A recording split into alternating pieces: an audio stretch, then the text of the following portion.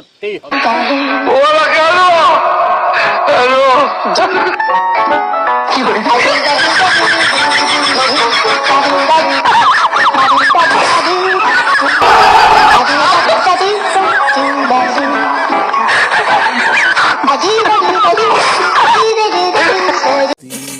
ও আমার ছোকরা দেওরা তোমারে লাগে মনের দুখান কথা শুনিও